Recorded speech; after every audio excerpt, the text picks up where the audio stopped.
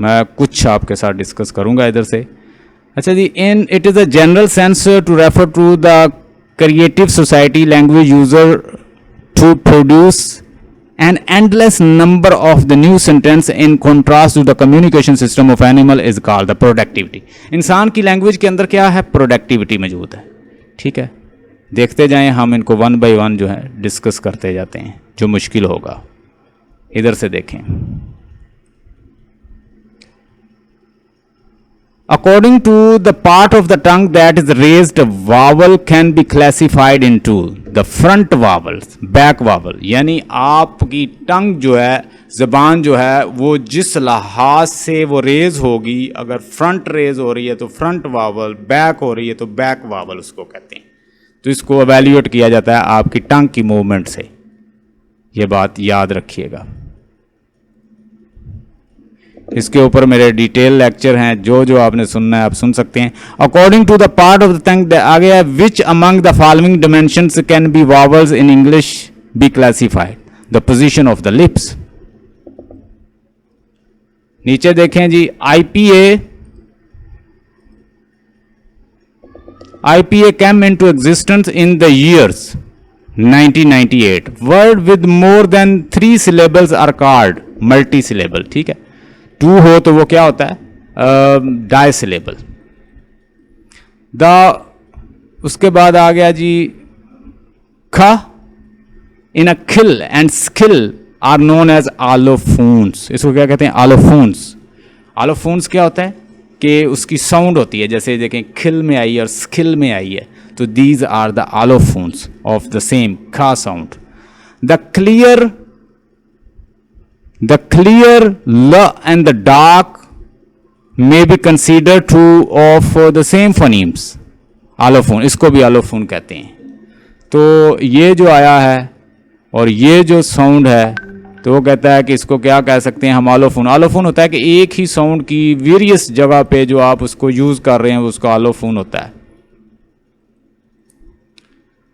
The two great linguists who contributed much to frame the device of immediate constituent analysis are Leonard Bloomfield and Noam Chomsky। ये दोनों जो हैं modern linguist हैं और linguistic में work किया इन्होंने।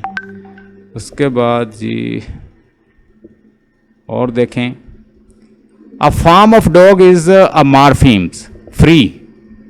डॉग जो है वो फ्री मार्फीम है। आपको पता है कि एक होता है बाउंडेड मार्फीम। मिसाल के तौर पर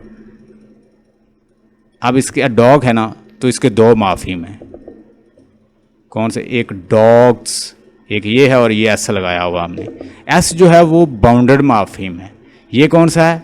ये फ्री मार्फीम है कि ये खुद स्टैंड कर सकता है, लेकिन इसको स्टैंड करने के लिए ज़रूरत पड़ेगी डॉग की।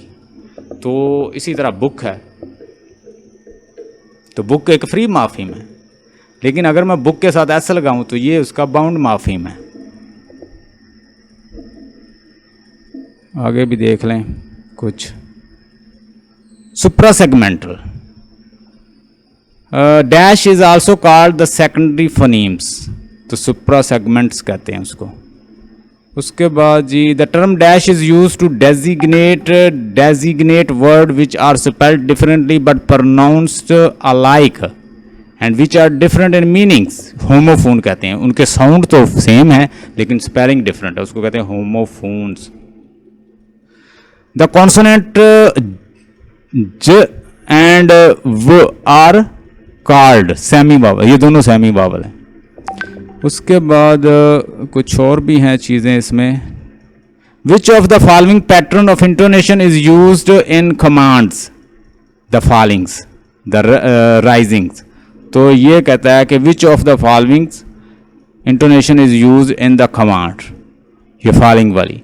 विच of the following pattern of intonation is use to declarative sentence uttered as ordinary statement? The following. ठीक है जी, आगे आ गया। The special feature which affect speech sound such as stress, pitch, intonations and junctures. Junctures are called all of above, यानी सुप्रा segmental phoneme में भी आते हैं और सेकेंडरी फनीम में भी आते हैं और प्रोसोडिक फीचर में भी आते हैं। तो ज़्यादा ये किसके हैं एलिमेंट सारे? सुप्रा सेगमेंटल के, सेगमेंटल और सुप्रा सेगमेंटल। सुप्रा सेगमेंटल में यही आते हैं, इंटोनेशन, स्ट्रेस, पैटर्न, पिच, ये सारी सुप्रा सेगमेंटल की हैं।